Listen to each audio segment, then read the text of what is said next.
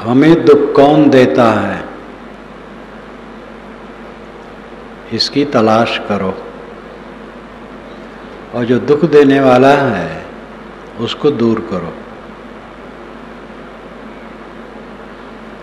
अगर हम बदहोश हो जाएं पूरा और हमारे शरीर को कोई एक वायुयान में रख करके उड़ा ले जाए और एक दूसरे ग्रह पर ले जाए और वहाँ सब प्राणी हों, मकानात हों, जैसे भूमंडल पर विकास वैसे हो, और वहाँ ले जा करके मुझे कोई उतार दे और फिर जगा दे, तो वहाँ हमें विचित्र लगेगा। बिल्कुल नई दुनिया, कहाँ आ गए। इस संसार में ऐसे आए हैं, लेकिन स्वाभाविक क्यों लग रहा है? क्योंकि अचेत ही में जन्मे हैं और जन्म के बाद भी अचेत में पड़े रहे। कहते हैं बच्चा जन्मता है जब, उसके बाद वो 22-22 घंटे सोता है, फिर धीरे धीरे सोना घटने लगता है और आंखें खोलने लगता है, कुछ देखने लगता है। उसको विचित्र अनुभव जरूर होता होगा। फिर धीरे धीरे उसकी ममता होने लगती है, माता बताने लगती है, और ममता होते होते होते इतना स्वाभाविक हो जाता है कि लगता है यही सब कुछ मेरा है, और है ऐसा नहीं। पता नहीं कहाँ से आए, यहाँ आ गए और यहाँ कुल स्वाभाविक लगता है। सांस टूट जाएगी, पूरा गायब। अव्यक्तादीन भूतानि व्यक्त मध्यानि भारत अव्यक्त निधनान्य तत्र का परिदेवना अव्यक्त आदीन भूतानि। आदि भूतों का अव्यक्त है,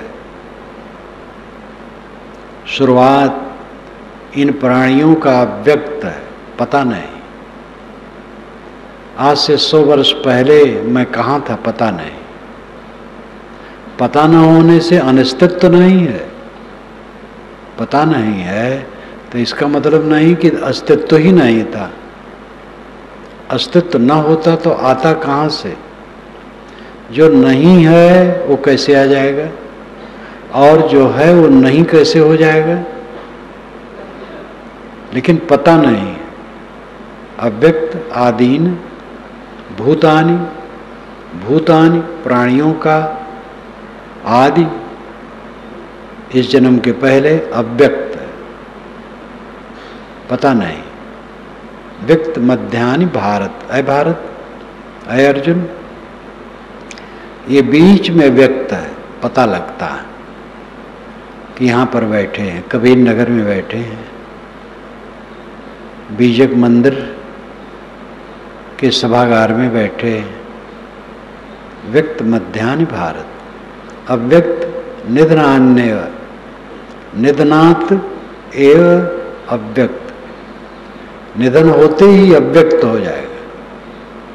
शरीर छोटा, फिर यहाँ कोई नहीं जाने के कहाँ गए। तत्र का परिदेवना, ऐसी जगह के लिए क्या पीड़ा, क्यों पीड़ित हो?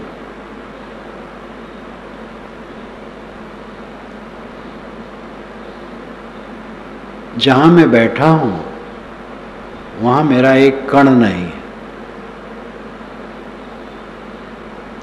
जो हमने मान रखा है घर द्वार परिवार समाज, कुछ मेरा नहीं।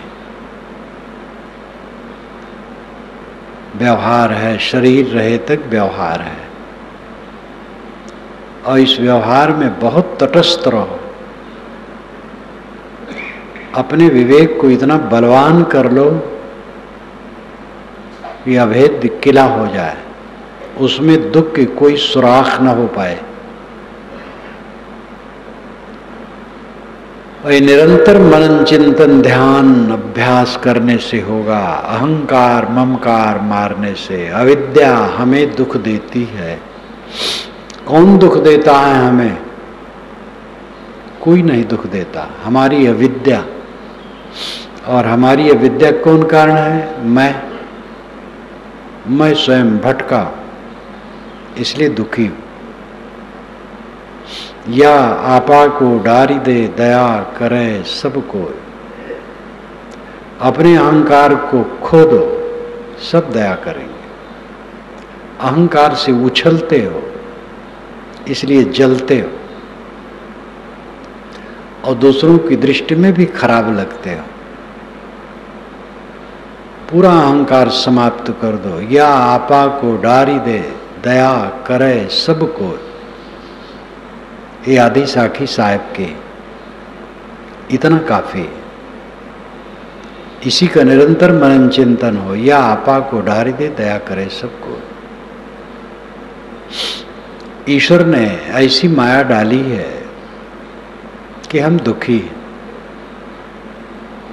एक सज्जन मिले, कहे महाराज आपके सत्संग में तो आने का मन था, लेकिन ईश्वर ने ऐसी माया डाली है कि परेशान हूं। तो मैंने कहा ईश्वर से हटो, तो हंसने लगे। ईश्वर को आप क्या मानते हैं? वो सज्जन नहीं है, दुर्जन है क्या? जो किसी के ऊपर माया डाल के उसको उलझा दे, वो सज्जन नहीं होता, दुर्जन होता है। गांव में ऐसे लोग कहीं कहीं, गांव में शहरों में हर जगह होते हैं। किसी के काम में अड़चन डालने में उनको आनंद आता है और उसके द्वारा वे कुछ लाभ भी चाहते हैं। कुछ तो चौधराना चाहते हैं, पैसा तो नहीं चाहते हैं, चौधराना चाहते हैं कि हमारा वर्चस्व रहे। और कुछ लोग तो पैसा भी चाहते हैं। कोई जमीन बेच और खरीद रहा है, मकान बेच खरीद रहा है, वो पहुंच जाएंगे, इतना हमें लाओ नहीं तो हम अड़चन करेंगे। और ऐसे जबरदस्त आदमी कि हर जगह उनकी पहुंच, सब डरते हैं। उनको कुछ 10-20 हज़ार दे दो, जैसी स्थिति हो दे दो, तो काम होने देंगे, नहीं तो होने नहीं देंगे। बिगाड़ानंद की कहानी आप सुने हैं, अनेक बार मैं सुनाया हूं, फिर याद दिला दूं। सज्जन ही कहना चाहिए मनुष्य को। एक सज्जन थे एक गांव में, वो सबका काम बिगाड़ते थे, इसलिए गांव वालों ने उनका नाम रख दिया था बिगाड़ानंद। एक लड़के की शादी देखने के लिए लड़की वाले आए, तो लड़के के पिता ने लड़के के जेब में 100 रुपये का नोट रख दिया। कहा बेटा बिगाड़ानंद तो जरूर आ जाएंगे बिना बुलाए, और जैसे वे आए ये 100 रुपये का नोट उनके चरणों पे रख के पैर छू लेना, नहीं तो बिगाड़ देंगे काम। बर देखुआ बैठे, बर भी बैठा, बर का पिता भी बैठा। इतने में बिगाड़ानंद आ गए, एक कुर्सी पर बैठ गए। बच्चे ने 100 रुपये का नोट निकाला, उनके चरणों पर रख दिया, चरण छुआ। उन्होंने कहा बेटा खुश रहो, तुम्हारी मृगी बहुत जल्दी अच्छी हो जाए। और 100 रुपये का नोट कम था, और देना चाहिए था। बर देखो एक दूसरे को देखने लगे कि लड़का जब मृगी आता है तो यहाँ लड़की देना कितनी मूर्खता होगी। चुपचाप उठे चले गए, काम बिगड़ गया। जब बिगाड़ानंद मरने लगे, गांव वालों को बुलाए, रोए और क्षमा मांगे। गांव वालों ने कहा अब आप जा रहे हैं, हम लोग क्षमा कर। कहे लेकिन एक प्रायश्चित। कहे क्या? कहे जब मैं मर जाऊं तो एक मेरे मुंह में लकड़ी गाड़ दी जाए। मैंने मुंह से अपने बहुतों का काम बिगाड़ा है। गाँव वालों ने कहा आप ये छोड़िए, आप जा रहे हैं, हम लोग बिल्कुल आपसे निर्भय रहे। कहे नहीं, मेरी अंतरात्मा को कष्ट होगा अगर आप ऐसा नहीं करते हैं तो कहा तो कोई बात नहीं, जब मर ही जाएंगे आप तो मुख में लकड़ी गाड़ने से कोई नुकसान नहीं। एक दिन के बाद मर गए। गांव वाले इकट्ठे हुए, एक बढ़ई बुलाए, लकड़ी छील करके मुंह खोला गया, दोनों दांतों को खोला गया, डाल दिया गया, फिर बंद कर दिया गया। उस सिग्नल की तरह खड़ा हो गया।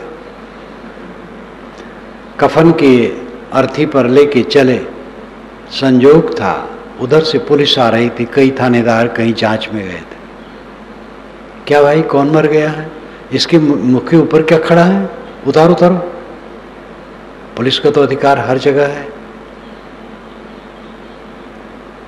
उतारा गया, मुंह में लकड़ी।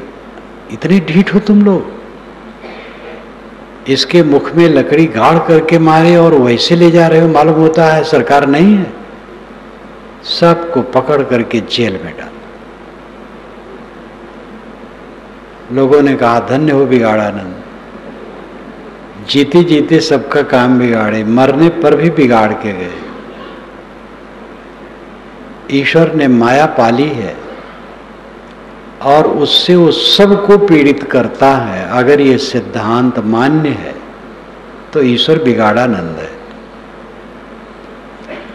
लेकिन ईश्वर को बिगाड़ानंद नहीं कहा जाता है, किंतु भक्त लोग परिभाषा वही करते हैं अपने अचेती में। जैसे अपने अचेती में श्री कृष्ण महाराज को लोग रसिया कहते हैं, वे रासलीला करते थे। ये बिल्कुल झूठ है। श्री कृष्ण महाराज ने अपने जीवन में कभी भी रासलीला नहीं की है। झूठ कहे संसार, ये संसार के लोग झूठ कहते हैं। श्री कृष्ण महाराज की उम्र जब 85 वर्ष की थी तब राजसूय यज्ञ हुआ था युधिष्ठिर का, और अग्र पूजा भीष्म पितामह ने कहा कि कृष्ण की करो। शिशुपाल श्री कृष्ण का फूफेजात भाई था, जबलपुर क्षेत्र का राजा था, और वो जल उठा। उसने कहा गऊ न ब्राह्मण, पहले नकटा कौआ। न गऊ की सेवा, न ब्राह्मण की सेवा, न कटे कौआ की सेवा। यहाँ बड़े बड़े राजे महाराजे बैठे हैं, स्वयं वसुदेव बैठे हैं, ज्ञानी बैठे हैं, और ये कृष्ण क्या है, एक अहीर, कुछ नहीं है। जो गाली दी है उसने, महाभारत आप पढ़िए तो लगता है कि घटना घट रही है, लेकिन उन गालियों में एक शब्द भी नहीं कह पाया है कि कृष्ण रसिया हैं और रास करते थे, जबकि उनकी रास की बात उनके 10 वर्ष की उम्र में बताई जाती है। और आप रास पंचाध्यायी पढ़ें, श्रीमद् भागवत में 175 श्लोकों में है। क्या वैसा कर्म 10 वर्ष का बच्चा कर सकता है? इतना अस्वाभाविक, इतना झूठ है कि हद है। लेकिन इतनी अचेती श्री कृष्ण महाराज जैसे क्रांतिकारी, ज्ञानी, योगी, राजनेता, उनकी इतने गुण हैं कि क्या कहा जाए। उनको रसिया बना के रख दिया गया और रसिक भक्ति चल पड़ी। बहुत दिनों तक चलती रही इसकी देखा देखी। जब राम भक्ति उदय हुई आज से 1000 वर्ष पूर्व, तो कुछ दिनों के बाद उसमें भी रसिक भक्ति चल पड़ी और राम को रासलीला करने वाला कहा गया। संस्कृत ग्रंथों में, कई ग्रंथों में आए। और अयोध्या में ऐसे पुरुष हैं साधु जो स्त्री बने चमकाते मटकाते घूमते रहते हैं। कैसा दुर्भाग्य है हमारे देश का, अपना बनाया, और हिंदू समाज का, बड़े बड़े जगत गुरु रासलीला करवाते हैं। जैसे श्री कृष्ण महाराज या महाराज राम के साथ रास जोड़ना अपराध है, वैसे ईश्वर की माया सबको नचाती है कहना अपराध है। अपराध ही नहीं, पाप भी है। आप तंबाकू खाने लगे, ईश्वर ने खिलाया है कि आप खाए? ये ईश्वर की माया है कि आपकी माया है? एक लड़का किसी लड़की से मोह करने लगा, लड़की लड़के से मोह करने लगी। दोनों वर्ग के लोग क्षुब्ध हैं, समाज क्षुब्ध है, पड़ोसी क्षुब्ध है, वे मान नहीं रहे हैं। ये ईश्वर की माया है कि वो लड़के और लड़की की माया है? जितना आतंकवाद है, निरपराध को भूना जाता है। मस्जिद में लोग नमाज पढ़ते हैं, बम विस्फोट कर दिया गया, मंदिर में कर दिया गया, पूजा करते हैं। तीर्थ यात्री हैं, बस में विस्फोट कर दिया गया। ये भगवान की माया है कि मनुष्य दुष्टों की माया है? पढ़े लिखे लोग भटके हैं, खूब भटके। अंगूठियां लगभग 95% पढ़े लिखे लोग पहनते हैं, अनपढ़ नहीं। सारा रोग इन पढ़े लिखे लोगों में, धनी संपन्न पढ़े लिखे उच्च वर्ग के कहलाने वाले लोगों में जितना रोग है, गरीबों में कम है। कारण भी है, उनको फुर्सत नहीं है। ये नहीं कि वो बोधवान है, फुर्सत नहीं है, पेट धंधे में रात दिन रगड़े जा रहे हैं, इसलिए बैठे ठाली नहीं, खुराफात सूझे। उनके पास ऐसा धन भी नहीं है। एक महिला ने मुझे फ़ोन किया, अभी 4-5 दिन हुआ। उसका लड़का जा रहा था यात्रा में, अपनी सर्विस में, ऊंची सर्विस है, अभी सर्विस लगी है। किसी ने ट्रेन में उसे नशा सूंघा दिया और 2 अंगूठियां थी, निकाल ली। बहुत देर के बाद होश आई तो अंगूठियां नहीं है। दुखी हो गया, माता को फ़ोन किया, उसने मुझे फ़ोन किया। मैंने कहा अच्छा किया।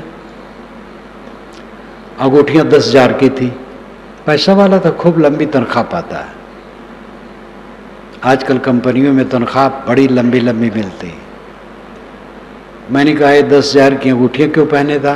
कहीं किसी पंडित ने बताया था। हम कहे पंडित, मौलवी, ज्ञानी जी, महात्मा जी, ये सब रोग हैं जो भटकाने वाले हैं। और अच्छा हुआ निकल गया।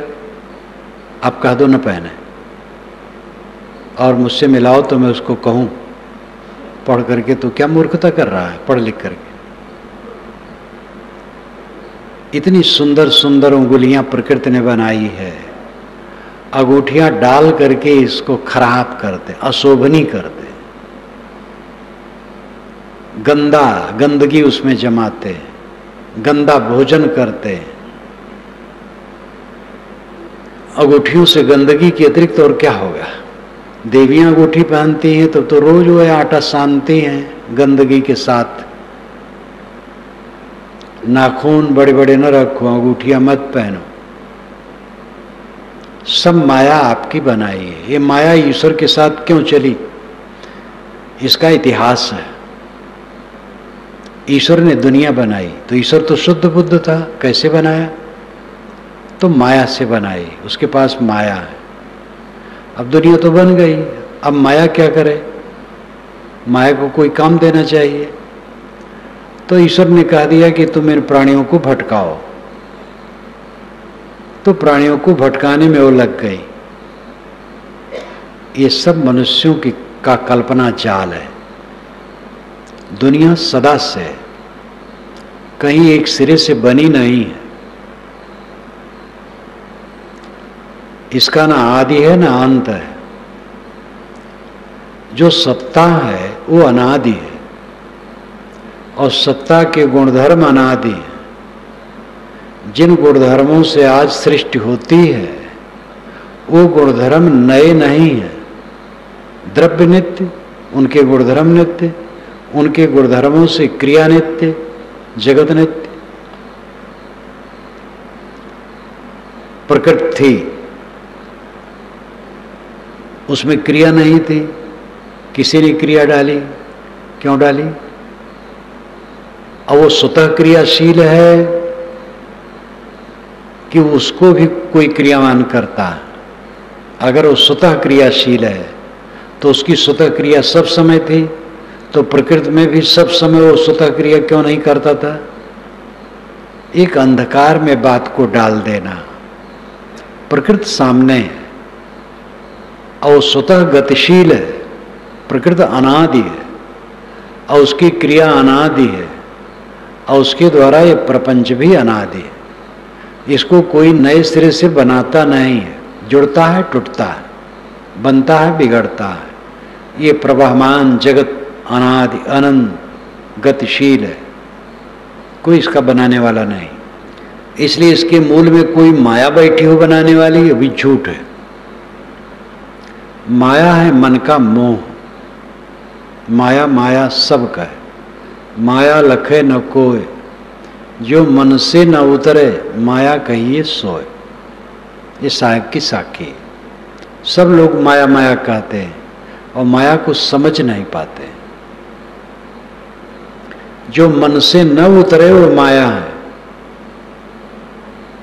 राग, द्वेष, चिंता, उद्वेग, हानि की खटक न उतरे, ये माया है। श्री विशाल साहब कई बार मुझसे पूछते थे समय समय से। श्री विशाल साहब के दर्शन मैं सन 1953 में किया, जब गृह त्याग किया, और उनके पास समय समय से जाता रहा। गोंडा में अपने गुरुजी का आश्रम बाराबंकी क्षेत्र में वे रहते थे, निकट निकट था। गुरुजी स्वयं आज्ञा देते थे, जाओ घूम आओ, तो अन्य संतों के साथ जाता था। 58 में मेरी वैराग संजीवनी छपी, तो वो प्रथम पुस्तक मेरी है। उसको श्री विशाल साहब ने पढ़वा के पूरा सुना। उसके बाद मैं गया वर्षा में, तब उन्होंने मेरे ऊपर दृष्टि डाली और फिर मैं अभिन्न उनका हो गया। जब जाऊं, बाहर उनके साथ घूमने जाऊं, भोजन करते समय पंखा हाँकूं, उनके लेटते समय पंखा हाँकूं, स्नान करते समय पानी दूं, हर समय अंतरंग हो गया। तो हमसे उनसे वार्ता होती रहती थी। वो कभी कभी पूछते थे अपनी भाषा में, तुम्हें कोनो हानि लागत है? ऐसे वो बोलते थे, तुम्हें कोनो हानि लागत है? इसका अर्थ होता है कि तुम्हें हानि की खटक होती है। तो मैं कहूं साहब मुझे कोई हानि नहीं, हानि है ही नहीं, कि हाँ ऐसे मन होना चाहिए। हर मनुष्य को हर समय हानि लगती है, ये हानि हो गई, ये हानि हो गई, ये हानि हो गई, चीज की हानि हो गई, सम्मान की हानि हो गई, मर्यादा की हानि हो गई, हमारी मर्यादा नहीं मानी गई, हम बड़े हैं, ये छोटे हैं, इन्होंने हमारा निरादर किया। हानि के अनेक रूप होते हैं, ये सब मन की कल्पना। हानि हानि हानि में सब जीव जलते हैं। हानि कुछ है ही नहीं, हानि यह है जो हम हानि में जलते हैं। हानि है जो हम अपने को बेच दिए हैं, ये जड़दृश्य माया में अपने को बेच दिए। माया मन का मोह है, अविद्या है, अज्ञान है, आसक्ति है। मन शायर मनसा लहरी, बूढ़े बहुत अचेत, काहीं कबीर ते बाँचिए जाके हृदय विवेक। मन शायर है, सागर समुद्र, और मनसा इच्छाएं तरंगे, बहुत अचेत इसमें डूब गए। वह बचेंगे जिसके हृदय में विवेक होगा। मन माया तो एक है, माया मन ही समाए, तीन लोक संशय परी, मैं काहि कहूं समझाए। साहब कहते हैं मन और माया एक बात है, यानी मन का विकार माया है। माया मन ही समाए, माया मन में समाई है। माया क्या है? मोह, जो मन में समाया है। लेकिन तीन लोक संशय परी, तीनों लोकों में संशय पड़ा हुआ है, संदेह, दुविधा, भ्रम कि माया कहीं आकाश में बैठी है, हमारे ऊपर कूद पड़ती है। मैं काहे कहूं समझाए, किसको किसको समझा के कहूं? सब तो किताब के चक्कर में पड़े, किताब में लिखा है। साहब कहते मेरा तेरा मनुआ कैसे एक हुई रे? तू कहता कागज की लिखी, मैं कहता आँखिन की देखी। मैं कहता सुरझावन हारी, तू राख्यो अरझाई रे। मेरा तेरा मनुआ कैसे एक हुई रे? तुम कागज में लिखा है वो बाँच रहे हो, और मैं आँखिन देखा कहता हूं, अनुभव की बात कहता हूं। तुम कहते हो माया भगवान की माया। ब्रह्म ज्ञानियों ने, ईश्वरवादियों ने, दोनों ने माया को खूब उछाला है। ब्रह्म शुद्ध बुद्ध, जगत कैसे बन गया? माया से। अब माया पीछे पड़ गई ब्रह्म के। लेकिन माया क्या है, इसका उत्तर नहीं दे पाते हैं। स्वामी शंकराचार्य विवेक चूड़ामणि में कहते हैं, संन्याप संन्याप उभयात्मकानो, भिन्नाप भिन्नाप उभयात्मकानो, संगापनंगाप उभयात्मकानो, महद्भुता निर्वचनीय रूप। संन्याप संन्याप उभयात्मकानो, माया सत है ये कहते नहीं बनता है। सत है तो ब्रह्म सत्य और माया सत्य, तो द्वैत हो गया। अब अद्वैत सत्य अद्वैत है तो माया कहाँ है? लेकिन अगर माया को असत कहें तो उसका कार्य जगत दिखाई देता है, तो असत कैसे कहें? असत से तो कुछ नहीं बनता है। इसलिए माया को असत कहते नहीं बनता है, और सत भी कहते नहीं बनता है। उभयात्मक कहें कि सत भी है असत भी है, तो और निंदनीय हो जाएगा, घपलेबाजी की बात। भिन्नाप भिन्नाप उभयात्मकानो, माया ब्रह्म से भिन्न है कहें तो स्वतंत्र माया हो गई फिर। और अभिन्न कहें ब्रह्म से तो शुद्ध बुद्ध ब्रह्म में माया का रोग हो जाएगा। उभयात्मक कहें कि भिन्न भी है अभिन्न भी है, तो फिर वही घपलेबाजी की बात। संगापनंगाप उभयात्मकानो, अंग सहित कहें अंग रहित कहें, उभयात्मक कहें, सब में उलझन है। इसलिए महद्भुता निर्वचनीय रूप, महान अद्भुत है, अनिर्वचनीय, कह नहीं सकते।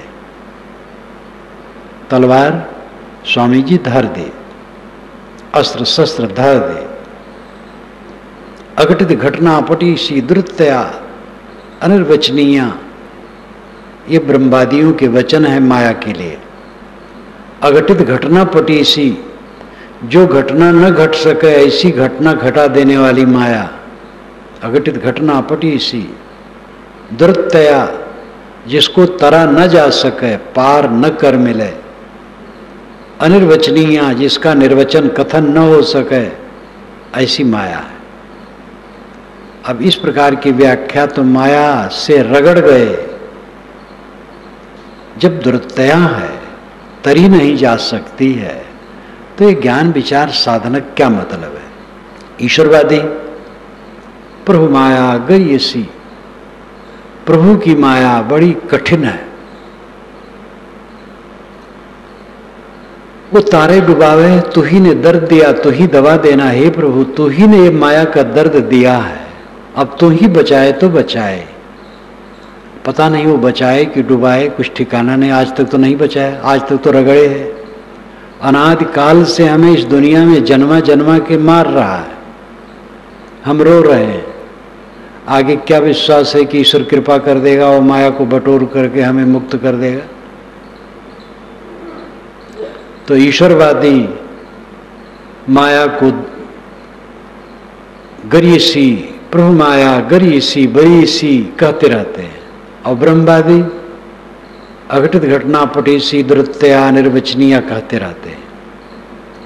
दोनों साधक को साहसहीन कर देते हैं, और इसमें मूल कारण वही है कि दोनों मानते हैं ब्रह्म शुद्ध है, ईश्वर शुद्ध है। उसने दुनिया कैसे बनाई? माया लेकर। अब माया साथ हो गई, वही माया सबको भटका रही है। ये सारी व्याख्याएं गलत है। दुनिया में जड़ चेतन है, जड़ अनादि है, चेतन अनादि है। जो दृश्यमान जगत है ये जड़ प्रकृति का खेल है। जड़ तत्वों में गुण है, धर्म है, क्रिया है, संबंध है, अंतःसंबंध है। पृथ्वी के कणों में क्रिया है, तभी उसमें संवहन विघटन होता है। जल में क्रिया है, वो बहता है। हवा में क्रिया है, आग में क्रिया है, सभी तत्वों में क्रिया है। 4 तत्व हैं। आकाश तत्व शून्य है, उसमें न द्रव्यत्व है, न क्रिया है, न कोई गुणधर्म है। जिसमें घात प्रतिघात होता है और जिसका परिणाम होता है वो मिट्टी, पानी, आग, हवा है। इनके अपने गुणधर्म और क्रिया और शक्ति है, और अंतर संबंध है, एक दूसरे से जुड़े तभी कार्य बनता है। एक तत्व से कोई कार्यक्रम नहीं हो सकता है। और ये सब अनादि है, सदा से हैं और सदा रहेंगे। और इनमें गुणधर्म सदा स्वभाव सिद्ध अनादि निहित है। इनसे ये जगत प्रपंच निरंतर है, इसमें किसी माया की जरूरत नहीं है। ईश्वर, ब्रह्म, परमात्मा, ये सारे विशेषण आत्मा के लिए है। आत्मा को छोड़ करके ईश्वर, ब्रह्म, परमात्मा की घटना कहीं नहीं घट सकती।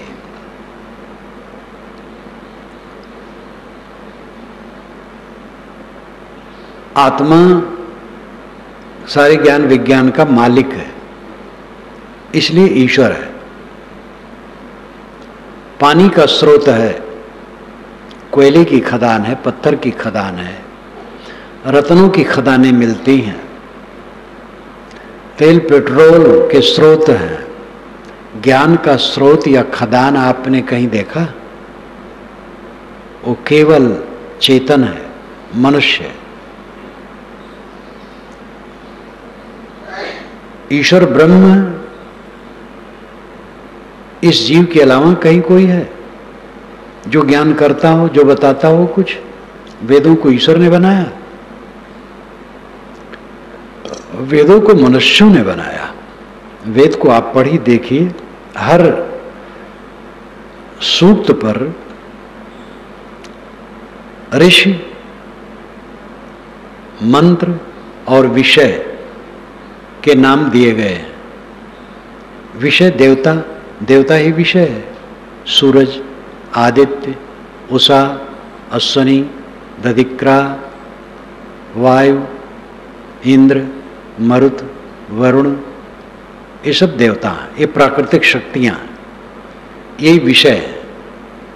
और ऋषि, विश्वामित्र, वशिष्ठ इत्यादि ऋषि हैं, सैकड़ों ऋषि हैं।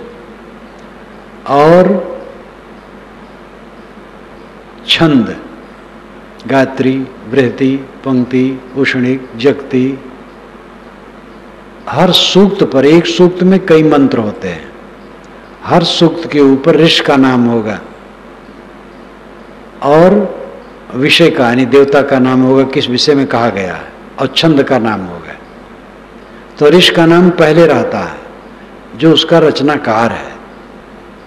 वेद कोई आकाशी ईश्वर नहीं रचा है, और कोई किताब, दुनिया की सारी किताबें मनुष्यों की रचनाएं हैं।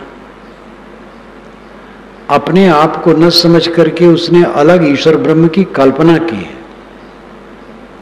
इसलिए हजारों वर्षों से संतों ऋषियों ने जनता को मोड़ा है कि अपनी तरफ लौटो, बाहर ईश्वर ब्रह्म नहीं है। ईश्वर ब्रह्म शब्द की चरितार्थता आप में है, अपनी को पहचानो।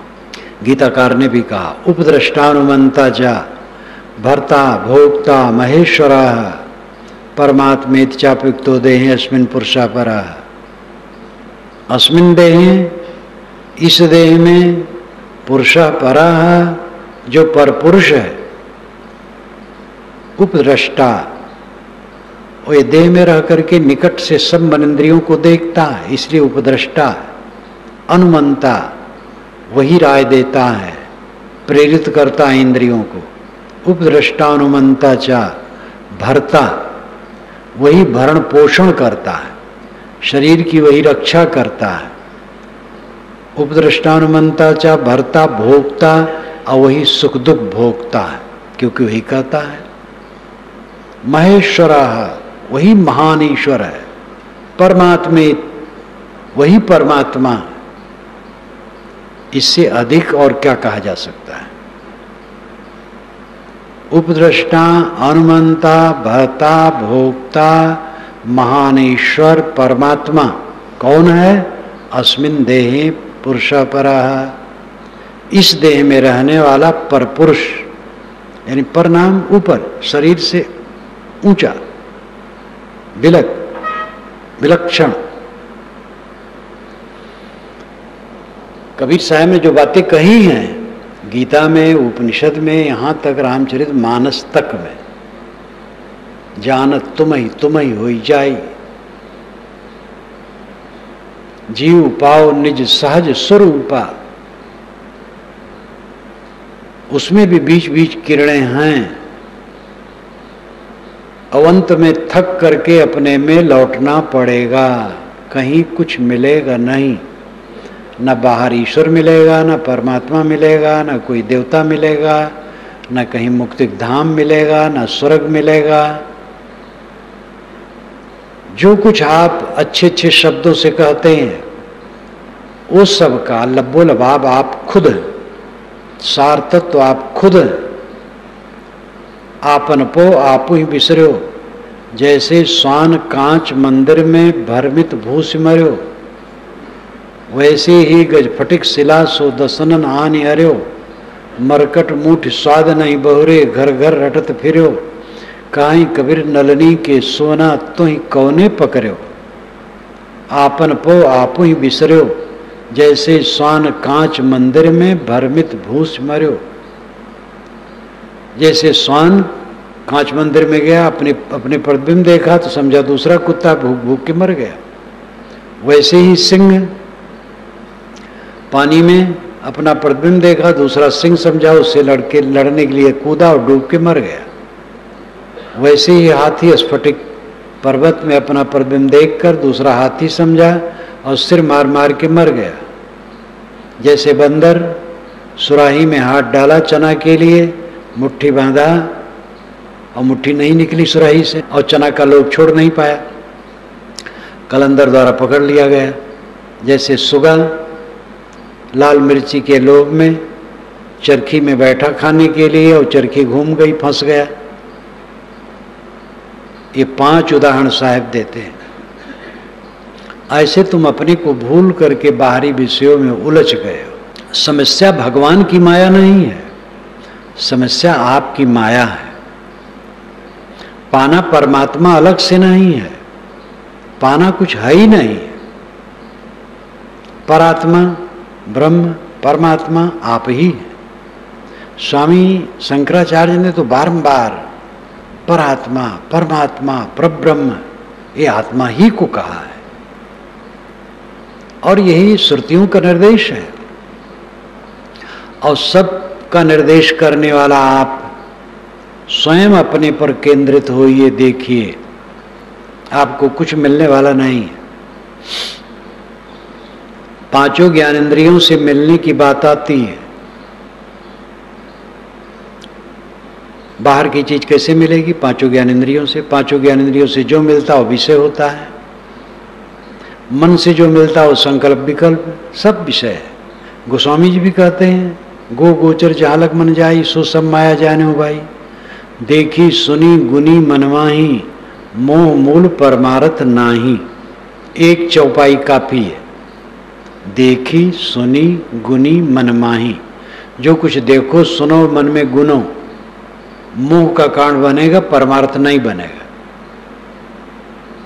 राम के आंख नाक हाथ पैर सब में लुभा देने वाले गोस्वामी जी अंत में कहते हैं, देखी सुनी गुनी मनमाही, मोह मूल परमार्थ नहीं।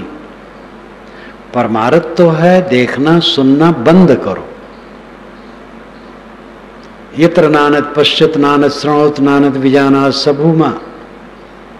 सनत कुमार नारद से कहते हैं, जब दूसरे को नहीं देखता, दूसरे को नहीं सुनता, दूसरे को नहीं जानता, ये भूमा की स्थिति है।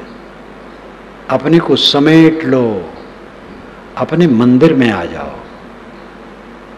आपका मंदिर आत्मा है, आपका अस्तित्व है, आपका होना है। आप महान ऐश्वर्यशाली हैं, सम्राट है, परमात्मा है, ब्रह्म है, खुदा है, गॉड है।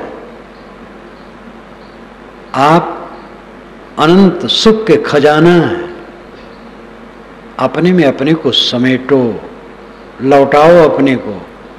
ये काम नहीं करते हो, घूर पर दाने बीनते हो, सम्राट हो करके बिलबिला रहे हो, रो रहे हो। कोई मर गया, रो रहे हैं, जिलाना चाहते हैं। कुछ बिगड़ गया फिर बन जाएगा।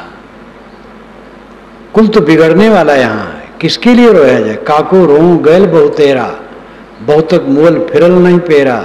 जब मैं रोया तब तुम न समारा, गर्भबास की बात विचारा। अब तय रोया क्या तय पाया, के कारण अब मोह रोवाया। कहें कबीर सुनो संतो भाई, काल के बसी परो मत कोई। क्यों रो रहे हो, क्यों मुझे रुला रहे हो? क्या बिछुड़ गया है?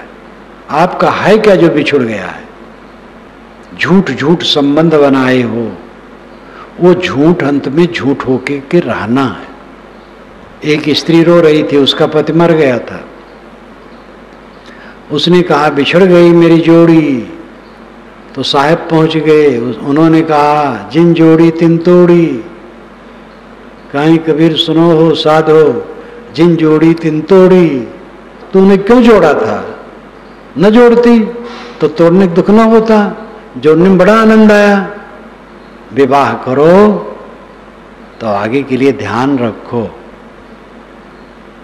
आजकल तो विवाह होता है, खूब फिल्माते हैं लोग, एकदम बढ़िया कैसेट बनवा लेते हैं, और विवाह के बाद कोई नए नए लोग आए तुरंत दिखाते हैं। वो कैसेट को रखे रहो। कुछ वर्षों के बाद जब तुम्हारे में कहा सुनी हो, पति पत्नी में गलफुलव्वल हो, एक दूसरे को देखना ना चाहो, गाली गुप्तक को कट करो, तब उसको खोल करके कैसेट देखो तो थोड़ा आनंद आएगा।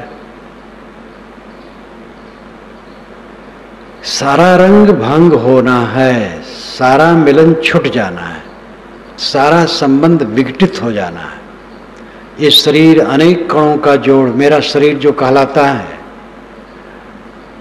कुछ वर्षों के बाद इसके कौन कौन कण कहां कहां जाएंगे कुछ पता नहीं। एक बूंद पानी, बूंद गिरी जमीन पर, फर्श पर, 6000 शंख परमाणु उसमें वैज्ञानिक बताते हैं। एक अटकल उनका है। 10 मिनट के बाद बूंद सूख गई, उसके कण कहां कहां गए कौन बताएगा? कोई वैज्ञानिक भी नहीं बता सकता। लेकिन वो कण नष्ट नहीं हुए हैं। हमारा शरीर तो बूंद की अपेक्षा बहुत भारी है, लेकिन इसके कण कहां कहां जाएंगे कुछ पता नहीं रहेगा। जिस संगठित शरीर को आज हम देख करके फूले नहीं समाते हैं, ये है ही नहीं, एकदम धुआं का धरहरा है। सारा संबंध धुआं का धरहरा है। इस तथ्य को निरंतर देखो, क्लेश समाप्त होगा। इतना होने पर भी खाना है, पीना है, रहना है, बसना है, जब तक शरीर है, प्रबंध है, प्राणी पदार्थों का बर्ताव है, लेना देना है, हमारे सहयोगी हैं, उनका हमें भी सहयोग करना है, जो नहीं सहयोगी हैं बन सके तो उनका भी समय से सहयोग करना है, और इसके लिए काम करना पड़ेगा, और इसके लिए अपना विवेक मजबूत रखना पड़ेगा। इसी में आँच आती है। घर बनाओ, आश्रम बनाओ, परिवार इकट्ठा हो, समाज इकट्ठा हो, खाना पानी लेना देना व्यवहार बर्ताव करो, इसमें कुछ टूटेगा, कुछ फूटेगा, कुछ बनेगा, कुछ बिगड़ेगा, कुछ आवेगा, कुछ जाएगा, हानि होगी, लाभ होगा, अपमान होगा, सम्मान होगा, इसी में आँच आती है। ये आँच न लगे, ये साधना का फल है, किसी की कृपा नहीं, कोई भगवान कृपा करने वाला नहीं। जब वो कृपा कर देगा तब आपको आँच नहीं लगेगी। गुरु बेचारा क्या करेगा, उपदेश करेगा, वो भी ऐसी कृपा नहीं कर पाएगा कि हाथ उठा दे और उसके हाथों से किरण निकले और आप में जा करके घुस जाए, अब आप दुख रहित हो जाए। गुरु वह है जो दुख रहित है, और आप भी उसके उपदेश माने, आप भी दुख रहित हो जाए। आपको स्वयं बनाना पड़ेगा अपने को, कोई और आधार नहीं है। गुरु केवल उपदेश कर सकता है, और ये कब नहीं है। गुरु न मिले होते तो हमारी क्या दशा होती।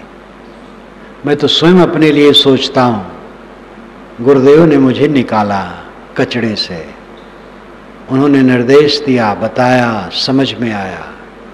मैं अपना अनुभव करता हूँ, भक्ति भावना तो बचपन से थी, जब से अस्मृत आने लगी, ये जन्म जन्मांतर का संस्कार कहो, हम भी वही मानते हैं। जब से होश में आया तब से भक्ति थी। मुझे याद है धान की कटाई में जाऊं, मजदूरों की निगरानी रखूं, अपना भी काटता था जो बन पाता था। मजदूर अगर दूसरे के, मजदूरों में ये होता है, दूसरे के खेत से थोड़ा धान काट लाए और उसको मीच करके अपने साफे में बांध ले, तो उनको डांटता था ऐसा मत करो, लेकिन माने नहीं। तो मीच करके अन्न बांट अपने कपड़े में बांध रहे धान, और डंठल हमारे खेत में डाले। तो हम कि देखो हमारे खेत में डालते हो तो उसके दाने होंगे, कुछ न कुछ हमारे दाने में मिलेंगे, हमें पाप लगेगा, ये डंठल यहाँ से हटाओ। थोड़ी उम्र में ये मैं अनुभव करता था, ऐसा सोचता था। अब भगवान के प्रति अनुराग, भक्ति, जब पारक सिद्धांत का ज्ञान हुआ तब लगा विरक्ति भाव, आगे बढ़ना होगा। गुरुदेव तो कभी नहीं कहे तुम घर छोड़ाओ, कोई नहीं, हम लोग भी किसी को नहीं कहते घर छोड़ो, घर में रहे लोग, और जब आएगा समय तो कहना नहीं पड़ेगा। एक नवयुवक मेरे पास आया था, ग्रेजुएट, वकालत पास, 28 वर्ष का, जवान, चड्ढा, तेज तर्रार। मैंने उसको बहुत समझाया, तुम्हें वैराग नहीं, तुम घर लौट जाओ, तो रोने लगा, पैर पकड़ करके मेरा पैर भिगा दिया रोते रोते। मैंने कहा अभी नहीं जाओगे तो पीछे जाओगे तो फिर कभी संबंध नहीं रखोगे, चले जाओ। गया तो 1 महीने के बाद पत्र भेजा कि साहब अब मुझे आप देखिएगा कि मेरा वैराग्य पूरा हो गया है, तब बुला लीजिएगा पत्र देकर। तो मैं उसको उत्तर दिया, और अंत में ये लिखा कि एक घर में कई स्त्रियां थी, एक स्त्री गर्भवती थी। तो एक दिन खाने पीने के बाद शाम को उसने कहा अन्य स्त्रियों से कि लगता है आज मुझे बच्चा पैदा हो जाएगा, तो जब बच्चा पैदा होने लगे तो मुझे जगा देना। तो स्त्रियां हंस पड़ी, कहीं बेवकूफ़ तू ही जगाएगी, हमें नहीं जगाना पड़ेगा। तो मैंने कहा भैया जब तुम्हें वैराग लगेगा तब तुम स्वयं भाग के आओगे, हम तुम्हें पत्र नहीं देंगे कि अब आ जाओ। तो घर छोड़ने कोई संत राय नहीं देते हैं, वो दशा आती है। परंतु गुरुदेव का वचन, उनकी कृपा और सब हुआ, रास्ते में ये अवस्था में जो मनोकामना थी पुराण में बढ़ता है तो लिखा रहे निर्वाण पद को पा गए, ब्रह्म धाम में चले गए।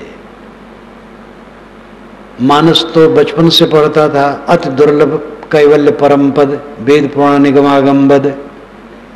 तो सोचूं कि वो कोई धाम होगा आकाश में। पारक सिद्धांत मिला तो समझ में आया।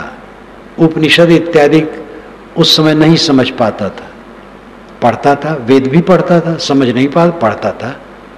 पारक सिद्धांत जब समझा तो वो भी सब समझने लगा। और जो निर्वाण पद, अक्षय पद, ब्रह्मधाम पढ़ता था वो मिल गया। गुरुदेव की कृपा से मिला, संतों की कृपा से मिला। उसी की सुरक्षा जीवन भर रखना है। ये संत न मिलते, गुरु न मिलते, कुछ भी न कर पाता, सड़ता होता कहीं। तो गुरु संत की कृपा अपार है। ये भक्त समाज की कृपा अपार है। भक्तों ने कितने ठोकर दिए